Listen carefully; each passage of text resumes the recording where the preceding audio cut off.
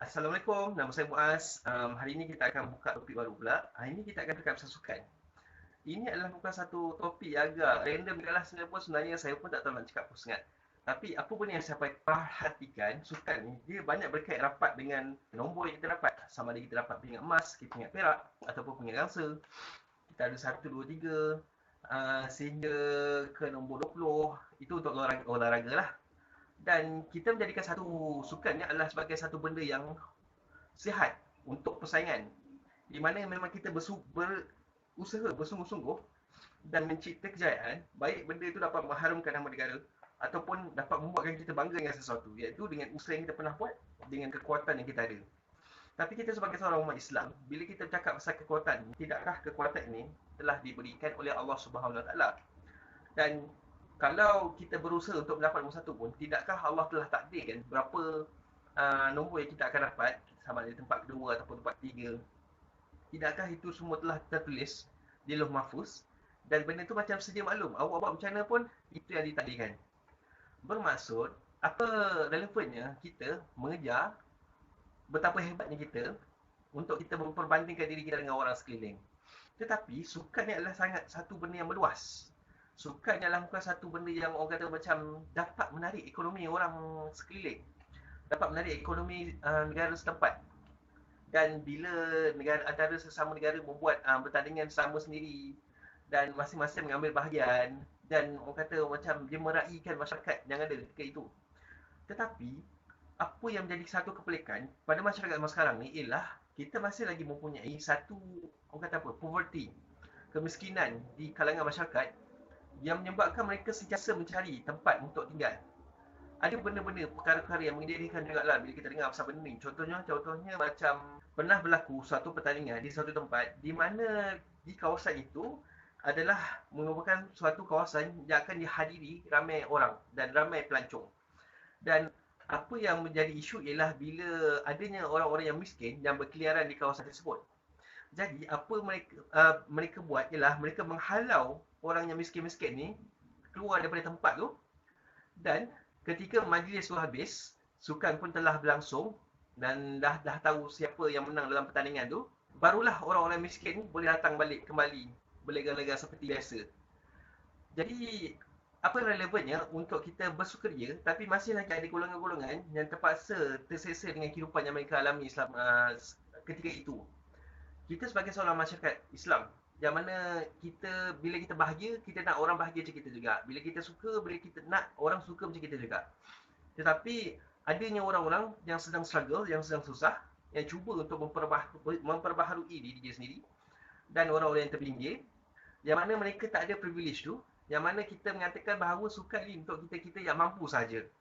Dan even sukan sekalipun, bila dia menunjukkan sesuatu kekuatan, dan kita suka menyokong orang tu, bagi saya sifat ni adalah bukan salah satu sebahagian daripada sikap psikologi, di mana kita ingin menjadi hebat, kita ingin menjadi kuat, tetapi kita tidak layak. Jadi apa kita kata pada diri kita, cukuplah kita sokong orang yang kuat, yang seperti yang kita inginkan, seolah-olah dia mewakilkan diri kita yang teringin sangat nak buat benda tu.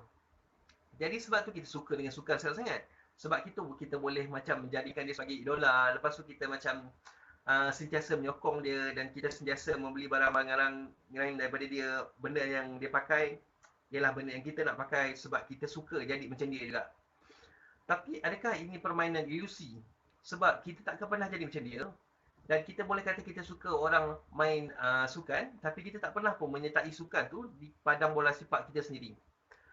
Dan benda ni adalah bukan satu benda yang agak ketara lah bila kita renung-renungkan.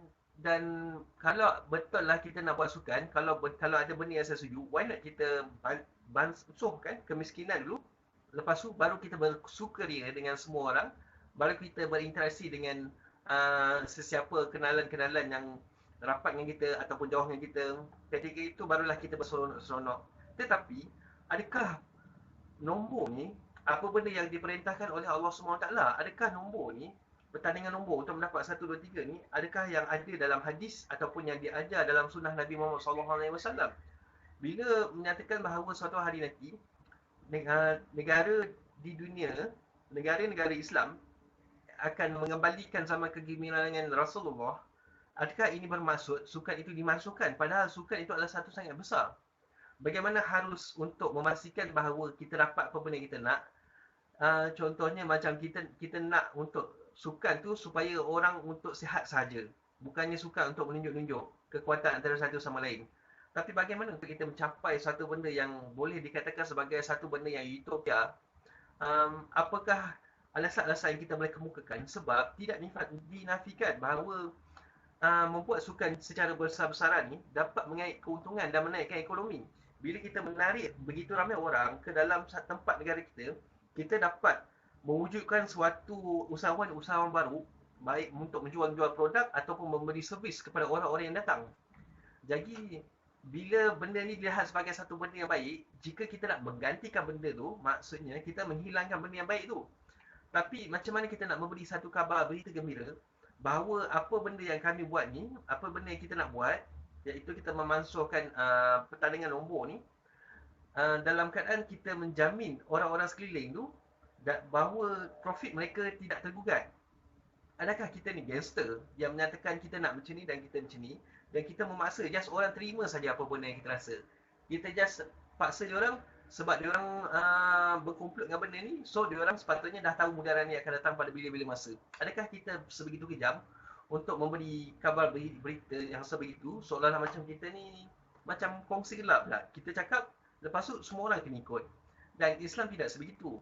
Dan saya rasakan dah mula tiba masa untuk kita mencari wira-wira ataupun wirawati yang dapat memberi idea untuk dapat menjaga kesejahteraan yang ada di masyarakat yang majmuk ni. Sebab yang paling penting sekali ialah keamanan.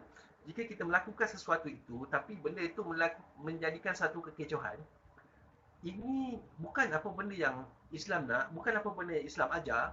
Dan Islam iaitu dia penuh dengan kesejahteraan. Kita menjaga kesejahteraan seseorang itu. Jadi sebab tu nak memilih pemimpin ialah bukan daripada sebarangan orang.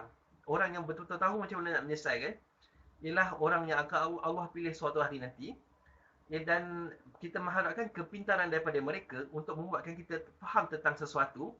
InsyaAllah, mengharapnya begitu. Sebab Allah juga yang membuat kita faham tentang sesuatu. Dan bagaimanakah cara dan bagaimanakah ikhtiar yang dibuatkan. Maybe awak adalah salah seorang daripada wira dan wirawati yang saya nantikan tu. Dan kalau begitu, tampilkanlah diri untuk memberi kata putus dengan decision, dengan keputusan yang sesuai, supaya kami dapat berbahagia dengan apa benda yang awak dapat katakan. InsyaAllah, apa-apa pun kita sentiasa berusaha, kita akan sentiasa berharap dan kami akan sentiasa menunggu sehingga awak menemui kekuatan awak untuk datangkan kepada kami sebagai seorang pemimpin yang baik, pemimpin yang adil. Dan tolonglah untuk merungkai kecelaruan yang ada dalam pemikiran saya ini. Dan datangkanlah diri kamu sebagai orang-orang yang penuh budi bicara. Jadi, apa-apa pun, saya sentiasa nantikan kehadiran kamu, insyaAllah. Kalaulah umur saya dipanjangkan, InsyaAllah. Bagaimanakah pula yang ada di dalam fikiran anda? Adakah anda bersetuju dengan apa benda yang saya cuba cakapkan? Maksudnya, kalau kita mansuhkan nombor, iaitu nombor 1, 2, 3 tu, apa lagi yang menarik tentang sukan ni yang sampai semua orang nak datang, semua orang nak tengok? Apa yang perlu dialihkan? Adakah keutamaan kita ni bukan sukan tetapi ekonomi? Ataupun peladangan? Ataupun kerja tangan? Ataupun teknologi? Jadi, nyatakan pendapat anda. Dan apa-apa pun, saya akan selalu berada di sini, insyaAllah. Saya cuba bertahan selama yang mungkin sehingga saya dapat mendengar apa benda yang ada dalam isi hati awak. Baik-baik dalam jaga diri, insyaAllah. Semoga kita bertemu lagi di lain hari. Assalamualaikum.